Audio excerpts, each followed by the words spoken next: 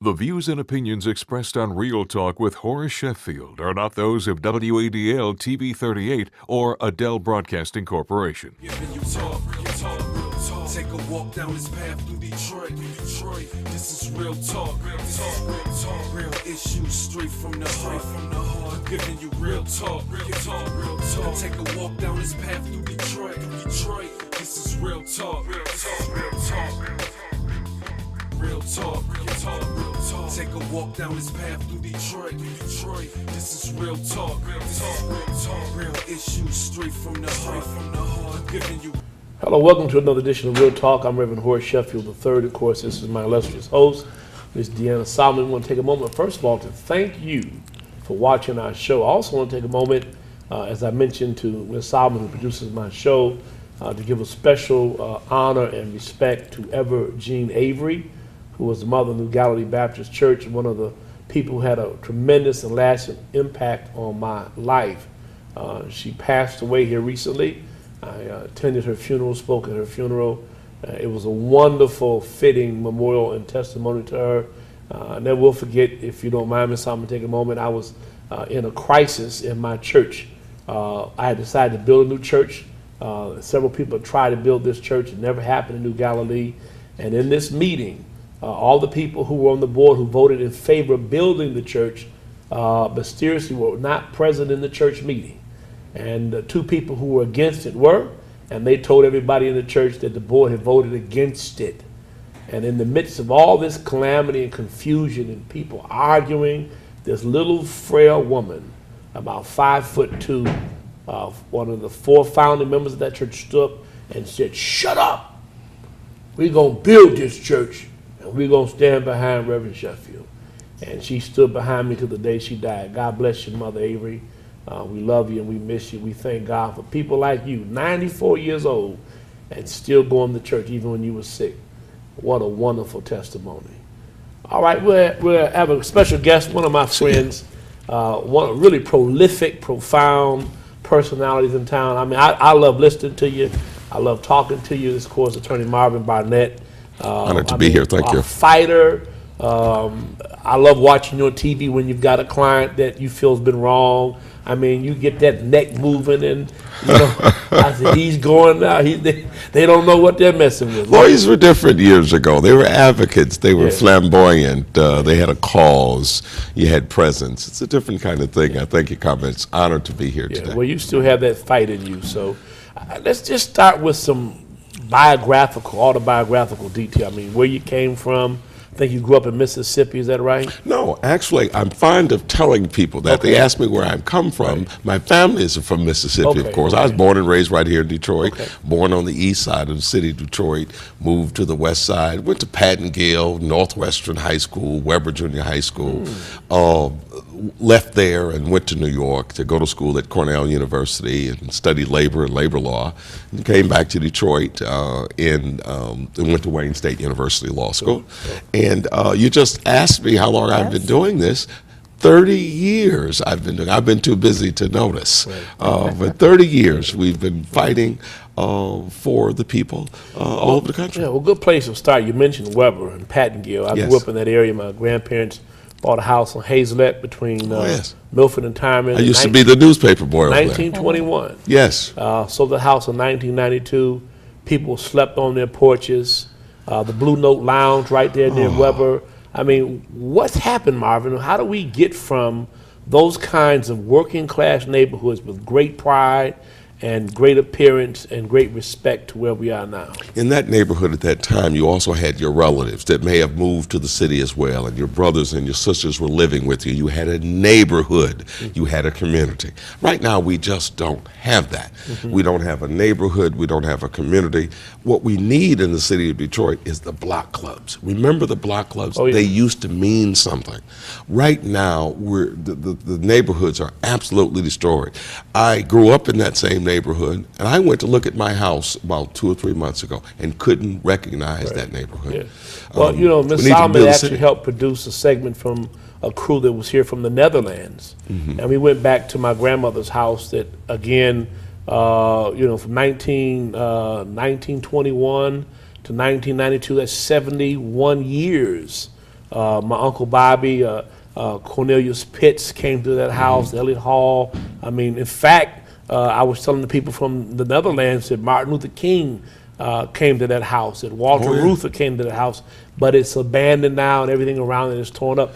What a wonderful neighborhood that was. It really was. Yeah. And you hear people talk about that, Yeah. and you talk about how beautiful the boulevard was. Yes. And people can't believe that.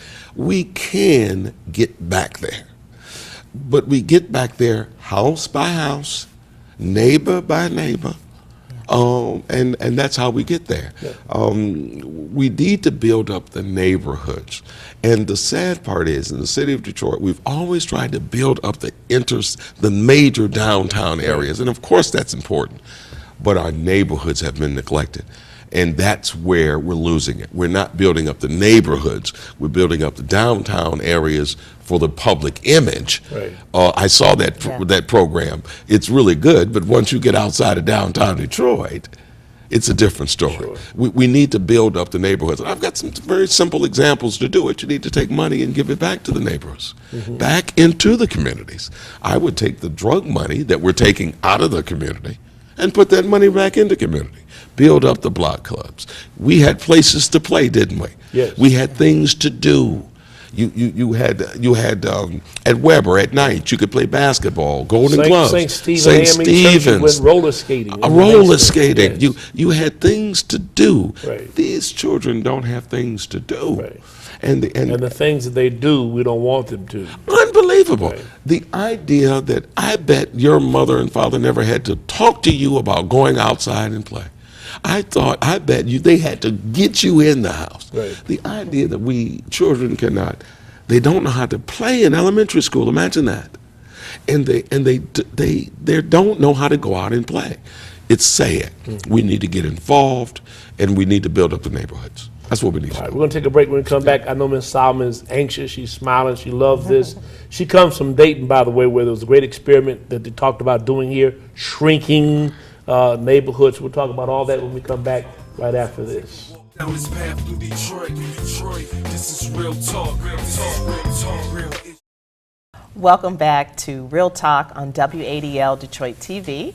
We're here with Attorney Barnett and, of course, our illustrious host, Reverend Sheffield. Thank you. And we had posed some questions about the city of Detroit and the changes that it's gone through, understanding that you've been practicing for 30 years and you really are connected with people here in the city of Detroit and have shown not only a commitment to people, but it's just you're entrenched.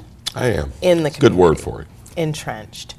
Where do you see Detroit headed? I know before we came on to the segment here, you said in the green room that you see a bright future for Detroit. I see a bright future for the city of Detroit, and I see a very, very, very bad darkness before it comes. Isn't it always darkest before the dawn is the expression? If I may be perfectly frank, the city can't solve the problems that the city faces. We can't pay the bonds. We can't meet the pension obligations. It cannot be done. What do I see if I had a crystal ball? Okay. I will see an emergency manager, and I will see that fail, and I will see bankruptcy for the city of Detroit. And that is truly what I believe, it's a horrible thing, terrible thing, is going to happen and will have to happen. And after that bankruptcy, I see a city emerging twice as strong as it was before it went in there. The city of Detroit cannot avoid bankruptcy with General Motors Corporation going bankrupt. The city of Detroit cannot avoid bankruptcy with Chrysler going bankrupt. I'm not a politician, but if I was, I'd solve the problem in 10 minutes. It's a problem for the state, and that's where the future is going to be, because we can't pay it off. The current plan, as the mayor said, will take care of our emergency cash flow problems, might solve it for 2 years, but we'll be right back in it again.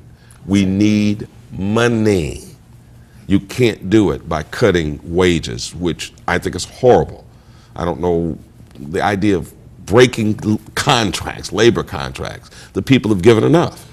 We need bankruptcy. And that way, we avoid the emergency manager, and we put the city in the same posture as it is with the water board. And a federal judge that will protect the city, get us out of this debt, and we'll come back much better after bankruptcy. That's, unfortunately, is what I think is going to happen. Okay. Well, we appreciate your honesty. Sorry, it's the way I see it. But 30, 40 years ago, I was just saying, Reverend, that Walter Reuther said that you can't solve these problems with politicians. The mayor is a very brilliant man. He's got a great heart. He's really trying. The same thing for the city council. But they're politicians. And the things that you need to do, you would never do. You ask what the solutions are. Anybody could solve it in 10 minutes. I'm going to give you 10 minutes to balance the budget right now. You ready? Right. Here's how you do it. Now, make me mayor. Yeah. I'll balance the budget and I get recalled 15 minutes later. Here's what I'm going to do. I'm going to do what an emergency manager would do. You would shut down the Detroit Police Department. You would shut it down, dismantle it completely, take 200 to 300 million, give it to the Wayne County Sheriffs, let the Wayne County Sheriffs, Benny Napoleon, control the city of Detroit, run the city of Detroit. I've just solved it. We've just balanced the budget. We cannot keep paying people to shovel the snow and pick up the garbage. You talk about Hazelette over in that neighborhood. I didn't see any snow. Well, what did we do? How many people do you stay in the middle of the street? It was you, your father. We get out in the middle of the street, we shoveled the snow. We're not asking, what can we do for the city of Detroit? Right, right. We cannot continue to pay $89,000 a year for people to collect garbage. We cannot pay $50,000, $60,000 to people shoveling snow. It's a bad word. It's called privatization. It's a good word if you're a citizen of the city of Detroit. No politician can do that. To solve the problem, you're going to have to lay off about 5,000, 6,000 people. And it's never going to happen because the people aren't going to stand for it. Right. Well, you talked a little bit about this whole notion of bankruptcy being a better idea. Sure it is. Why is that different from an emergency manager? What's different? Huge difference. An emergency manager, no matter what you say, is a politician. Appointed by politicians, a politician. Federal judge is not a politician. An emergency manager will sell everything off to satisfy the bondholders. That's their only concern, the budget. If we go into bankruptcy, federal judge is going to be fair. Federal judge is going to make sure that the bonds are settled, that our obligations are taken care of. It's going to protect the city. And the biggest problem is the water board. Appoint an emergency manager. If we appoint an emergency manager, it's all about one thing. Take the water. That's what this is about. It's about the Detroit River. Right. And if the emergency manager takes over the Detroit River, and that's what all this is about, if we lose the Detroit River, we've lost the city of Detroit. And that's what this fight is about. Sure. It's about the Detroit River. I think I dropped my mic. I'm so sorry. You're doing fine. You got some passion, and that's a good thing. I'm sorry. Yeah. So the thing for me, though, in all of this, and I've said it many, many times on my radio show and other places, is that there's a denial that, to some degree, Detroit got themselves in the situation, but we're not in some isolated world. You mentioned General Motors going bankrupt. The federal government has humongous deficit. This economy's been upside down. The world economy's upside down. So that has to be taken into consideration, that it's not just mismanagement. The collection of taxes, we do a woeful job with that, by the way, and other revenues. There's a host of things that have contributed here that some short-term fix is not going to make it go away. It's not going to solve it, and unfortunately, the people that are in leadership positions now are not the ones that caused it. It is unfair. We keep looking at it as a leadership issue. It's not. It's the economy. Right. And there's nothing anybody can do about it. But what troubles me is that we're trying to avoid an emergency manager. We shouldn't be doing that. We're trying to avoid bankruptcy. We shouldn't be doing that. We should be doing what's in the best interest of the people. I think it's quite clear that your opinion is the city ought to file bankruptcy. Absolutely. It's a good thing. File bankruptcy. Put the burden on the state of Michigan. See, the lie. And why would the burden be on them? When you file bankruptcy, then the state is now responsible for that $13 billion that they so happily point out. That's that a we very owe. good question. Right. Yeah. Because a city does not exist legally. There's no such thing as a city. All of this is the debt of the state. The two things that are misleading people. They're saying the governor wants to take over the city of Detroit. No, he does not. That's the last thing in the world he wants to do, is to be emergency manager of the city of Detroit. If we default and if we default and get an emergency manager, the state of Michigan's got to pay it. The state of Michigan's going to take it out of that billion dollar fund and pay it. The reason we're in trouble is three reasons: mismanagement and failed leadership in the city of Detroit. Period. Outrageous. 2, the economy, and 3, the state of Michigan. State of Michigan owes the city of Detroit. A city councilman is absolutely right. $300 million. $300 million, it's more than And that. Andy Dillon, by the way, on Flashpoint, admitted that most recently, but said, forget it, you're not going to get it. It was a part of a deal that Mayor Archer, who I understand is looking at this now in terms of maybe being a part of some litigation, and giving up portions of income tax and some other revenues we had, was promised as funds. Absolutely. Yeah. I don't understand it. And if he does, if Mr. Archer or someone else presented, I'll join with him. We need to be in court. You don't complain. If the city of Detroit is owed that money from the state, you ask the Attorney General for an opinion, and then if the state won't give up the money, you sue the state. Right. Have you stop joined complaining forces about with it. some of those attorneys that have filed suit against the state? I haven't found one that's courageous enough to stand up and do it. Okay. And that is exactly what has to happen. It takes courage. Would that be something you consider doing? I'm already throwing 9 rocks. I'm taking the city. I shut down the crime lab and nobody said anything. Right. I'm always there. Right. I'm going to be fighting. That's what we need, to fight for the people of the city of No Detroit. question. Marvin, you've been doing that for a while. Let's take a break. When we come back, we're going to talk a little bit more about the city. We'll talk about, the mayor, who should be running the city, whatever, when we come back. Down this path through Detroit. This is real talk. Real. Welcome back to Real Talk, where we're having an exciting conversation with this prolific, profound attorney, Marvin Barnett. He's certainly not one who's indifferent and doesn't mind telling you how he feels. Just a quick question for me. The presidential campaign is gearing up. What's your opinion about that whole landscape? Not even a question. The President of the United States will win. He deserves the job. He's done an outstanding job, and I don't care where you stand, the president will prevail. Unfortunately, the other side, they're not going to be able to put a candidate. Romney will be the candidate. There's no question about it. It will be a close election. But what's most important is the most important state in the United States right now is Michigan. Right. Who wins? Michigan wins this election. So it's very important. So the people of the state of Michigan are going to determine who's going to be the next president. Absolutely. No doubt. Absolutely. And there's no one going to come close. The 2 presidents have been just outstanding. President Obama and President Clinton, 2 just flat out geniuses. President Obama's the smartest person in Washington. Right. I wish he would get angry more.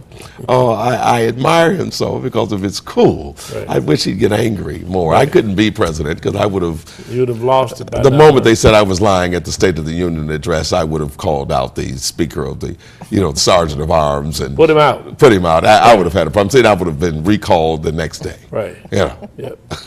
Honesty doesn't work in Washington. Well, understanding. How large is your firm?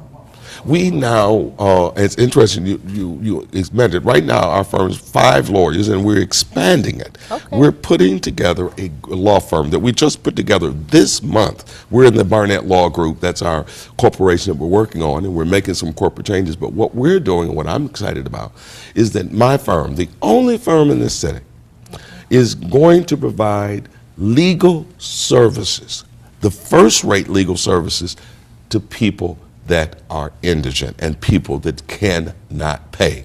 There was a time in which great lawyers that you mentioned, the Cornelius Pitts, the lawyers coming up, we gave to the community. If I'm a lawyer, then maybe I'll do 5 cases for free. We don't do that. We are going to provide first-class legal services to people that honestly can't afford it, a give back to the community. Hopefully it'll build up. And we're seeing great changes right now. We're trying to change the world, and we're trying to change it for the city of Detroit. Well, our greatest asset are the people. Oh, and the people are there. And one thing that I would like to see, as you asked me, and I don't know how to sensitively say this, but the ones that have always led our city have always been those strong women, that 96-year-old lady that stood up that had it. That's always been there. I need our sisters to stand up more, because the biggest problem we have, this may be controversial, is that the kids that I see every day, they're not being raised. I don't know how else to say that. I've tried to come up with a better way to say it. There's no other way to say that. They're not being raised. We have a generation of young men in this city who have no respect for themselves and for just the basic things that we live with. We need our women to take a stronger leadership role and to lead us forward, because the men just aren't getting the job done as a rule. And so that's what we need. But maybe that's not a good thing. Yeah, that's good. I mean, I think it's a wonderful thing, and I think it's good for you to be candid. You're not running for public office, so you don't have to worry about right. I just lost 50,000 votes right there. But I would like for you to take a moment to give people your phone number. I know you talk about the Barnett Group and wanting to help people who cannot afford, but there are also people who can afford, and the best money couldn't buy a better lawyer. Thank you very much. So, what we're trying to, I think I'll use that for your slogan. The best money couldn't buy a better lawyer. Actually, what we're doing is providing the generic equivalent of that attorney. Our number is 248-962-8000. One more time. 313-962-8000. One more time. 313-962-8000. All right, Ms. Solomon, go right ahead. All right. Well, understanding that you're growing the Barnett Group into the corporation and actually reaching out to the community, what do you have a nonprofit that is also working in conjunction with the group? That corporation, although the nonprofit form won't work legally, we're running it just like that. That's exactly what we're trying to do. It's not a profit-making venture. You can't make a profit trying to help people. My law firm, our major law firm, is a profit-making venture as well. But this firm is designed to break even so that people can actually have the best lawyers. The first-class representation. Absolutely, and they don't have that representation in the city of Detroit right now. The crime is going to get worse. You asked me what the future is. It's going to be 10 times worse. It's not even going to begin to get any better now, because now we're not afraid to shoot at the police. It has to stop. And speaking of crime, what areas do you focus on? What are the primary areas of focus for the Barnett Group? Well, is it criminal? It is the biggest problem. Okay. I'm trying to avoid making a controversial statement. You cannot have justice in the city of Detroit if you have an unjust police department and a prosecutor that's overcharging people. Very simply, what we try to do is just beat the prosecuting attorney's office on a regular basis and represent people and win. That's what we do. What we need to do more of is to try to get other lawyers to be more proactive in helping moving the community forward. A little less concerned about making money and more concerned about helping people with their lives. The biggest problem that we have right now, though, is the loss of respect for the law. Total loss of respect. And if you were to look at the Kerner report that came down in 1969 or abouts, you would see the future being told. It's going to get worse, and somehow we need to get tougher, and we need to go in and try to stop these kids from committing crimes. And that's what we're not doing. Don't have much time. Real quickly, a comment on your whole sense of this Kwame Kilpatrick situation. Got about 30 seconds. I'm about the only, I think I'm about the only person in the city of Detroit that I have Despite all the things that happened to Kwame Kilpatrick, I think Kwame Kilpatrick was an outstanding individual. I thought he did a great deal, could have done a great deal for the city. It saddens me that he had to go through this. Unfortunately, all of the good things he could have done are lost. Yeah. But I think that they need to stop talking about Kwame Kilpatrick and start talking about the city of Detroit, and stop wasting our time talking about that subject going forward. Talk more about Marvin Barnett. We'll do that at another time. Thanks for watching our show. Give him a call. I tell you, couldn't be a better lawyer. Someone will speak for you and get you free. We'll be back next week. Thank you. Real issues straight from the heart. I'm giving you real talk. Take a walk down this path through Detroit. This is real talk. Real issues straight from the heart. I'm giving you real talk. Take a walk down this path through Detroit. This is real talk. This is real talk. Uncut for the people of Detroit who got an opinion that they want to voice. I'ma give them real talk. Real issues, real topics, real people addressing real matters. No gossip talk. For the people that can since day one we been here. We ain't leaving. Detroit still breathe. Real talk.